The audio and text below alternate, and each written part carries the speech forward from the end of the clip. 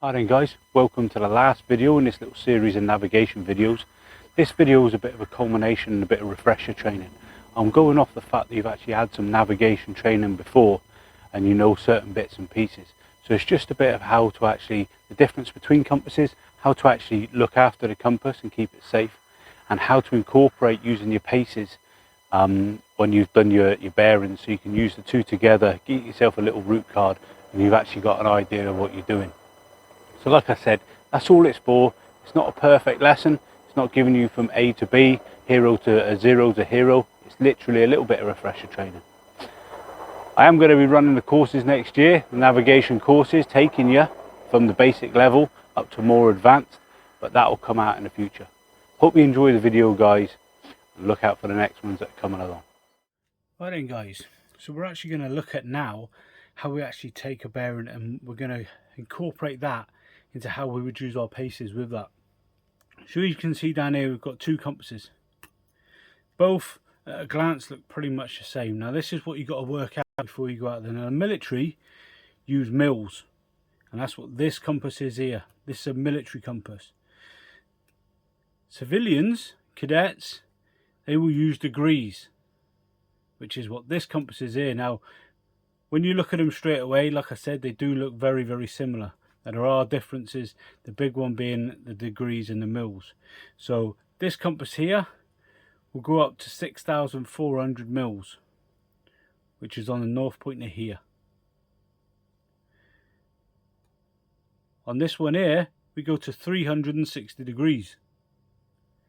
Now you need to know which one you're doing to be able to go into converting your GMA and stuff, which you get off the map. Now I'm going to take this little bit of a lesson, this 5 minutes or so, assuming you know how to do and work out your GMA, because that is actually a lesson in itself. It's not what I want to focus on here. If someone out there doesn't know what GMA is and how to actually convert it from your map to your compass, and you're using your grid to mag add, your mag to grid get rid, and just let me know in the comments, and I'm more than happy to actually do another quick lesson on how to convert your GMA, but that's not the main purpose of this today. Right, we've talked about looking after maps and stuff. I'm just very quickly going to talk about how we look after our compass as well, because there's no point in having a map really without your compass, and there's no point in having a compass without a map, unless you've actually got everything sorted out in your bearings and paces before you actually get out on the ground, as in a route card.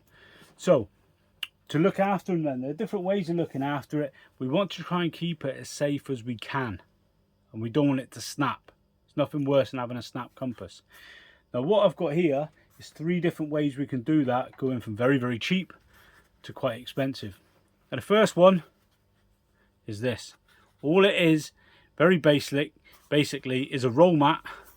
The insides have been cut out slightly at the top, and all I've done is put green tape around it like so.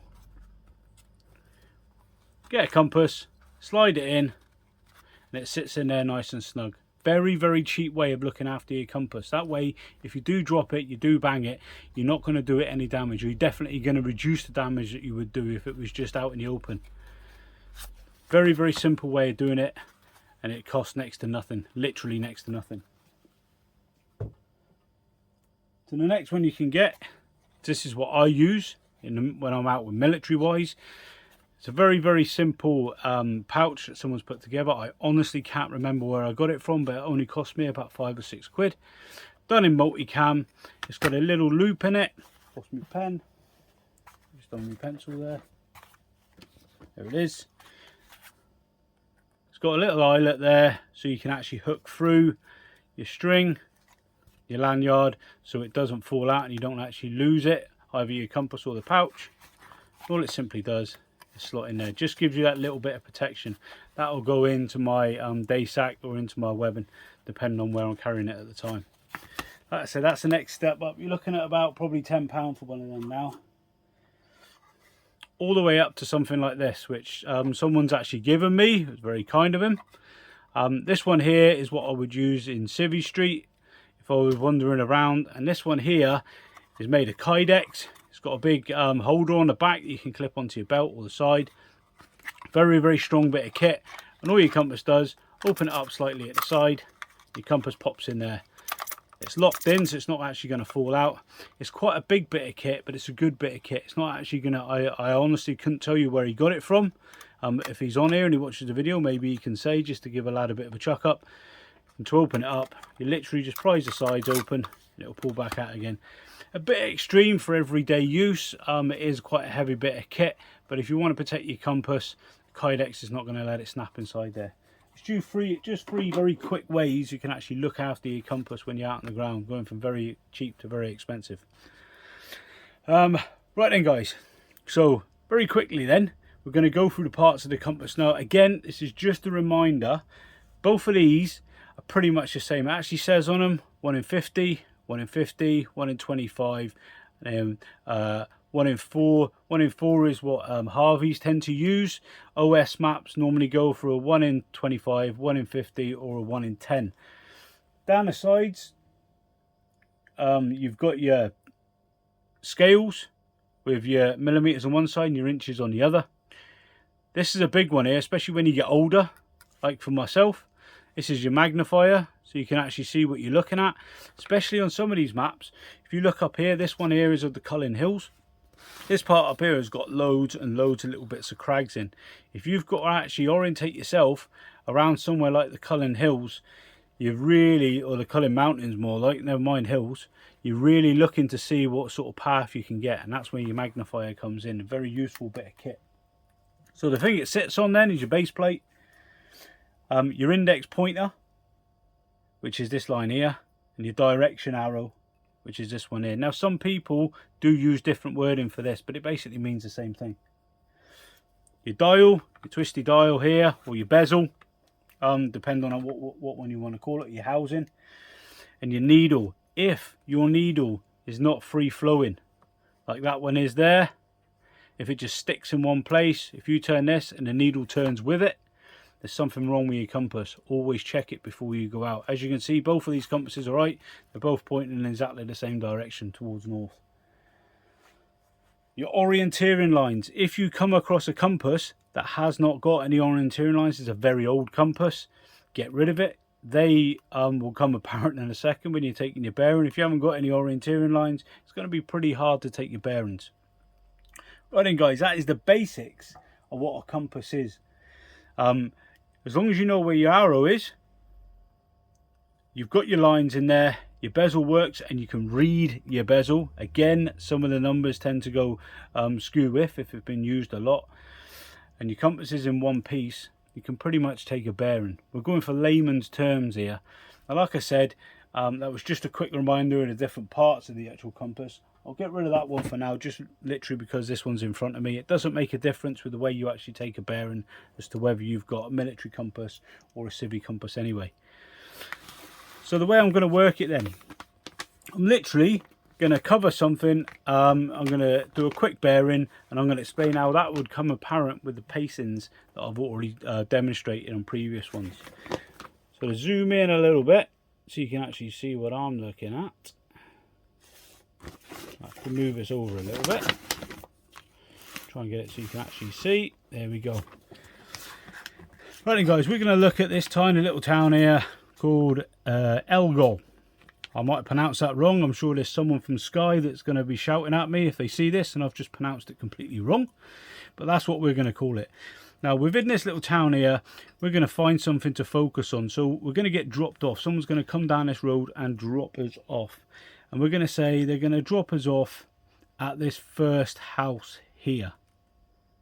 So if we're going to get dropped off at the first house, and the reason I've chosen that is because it is by a prominent junction. Now I know it's a prominent junction because I have put my magnifying glass on it and I can see it is a prominent junction right next to that house on the road.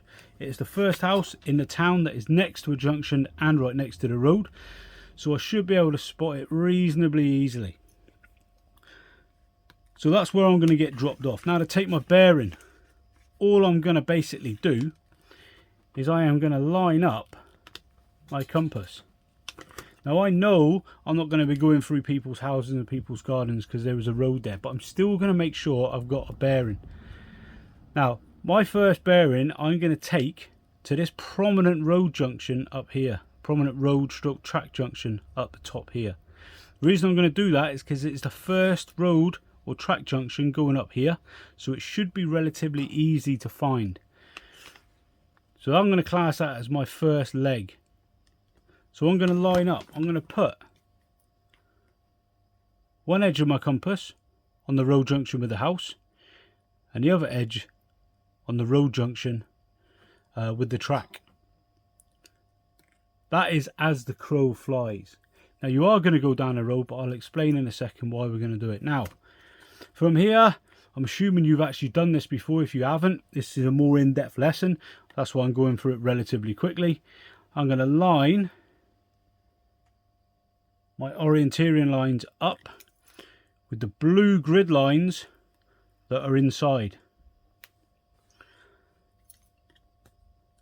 That there has given me my bearing, my grid bearing, because I've taken it off the grid of the map, to get from my start point at the house to my RV1 on the prominent road stroke track junction. So the bearing I got was 1000 in mils. Remember, I'm using the military compass. From there, I know I've already worked it out. It's 30 mils that I've got to add. So I'm going from grid to mag, a magnetic bearing that I'm going to be marching on or walking on. I'm going to add that on. Slight touch, not quite up there.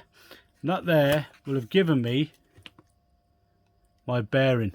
That's my magnetic bearing. I can now take that away, get on that road, and if that is set, I can start walking on that bearing, knowing it's right. Orientate myself so that my north arrow is within the lines, and this direction here is the direction I'm walking in. Now you might say, well, why are you setting it here? Why don't you wait till you get out on the ground? Now I can get out on the ground now, as long as I know that's set and I've written it down. And if I jump out, no matter which side of the bus I jump out or the car I jump out there, all I've got to do is get my direction out. I can only go left or right. I get my compass out, put it in the right direction. I know which way I'm travelling up that road to get to the destination. It is as simple as that. Take it out a little bit. So that, guys, is my first. So if I from here was to do, for instance,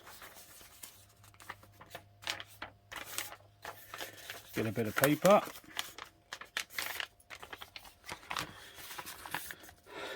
and I was to go RV, I'll go start point SP to RV1, and I would literally write down my bearing 1050 mils. So I know now that that's the bearing I've got from my first leg. So let's work out how far it is in. This is when the pacings are going to come apparent. Now that is quite a big leg, I can see it here. Obviously these are kilometre squares, so I know it's a 1 in 50,000. If you don't know, just line up. Alright, happy days. So you're going from your start point. So where are we? Start point there to the road. So I know just by the M there, that's 1,000 metres, 1 kilometre.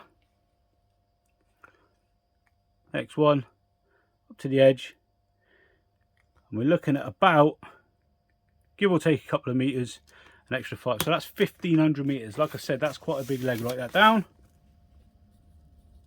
1,500 metres. That's my first leg up to here. Now this is where your pacing comes in. So we're going to take our paces. Though I know I do 62 paces for 100 metres. So I need to do 62 15 times to get myself up to here. Now that way, if I done 62 12 times and I hit a road junction, that's quite short. So I'm probably thinking that's not the right road junction. A farmer's just managed to give himself an extra way into a field. So I'm going to move on and I'm going to keep going for another 300 metres. Now this is why you would always have, if there's two of you, both of you checking your paces. So you get up to here, you hit round about 1,500 metres. say to your mate, what paces you're on. Right, I'm bang on. You've checked your pacing beads.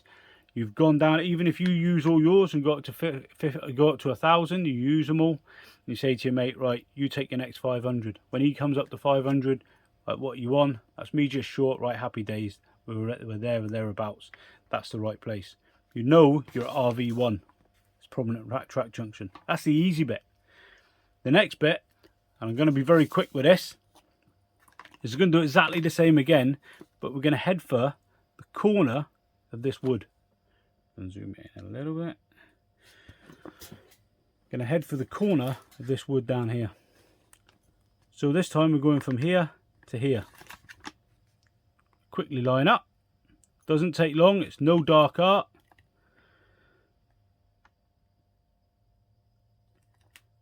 Just a bezel.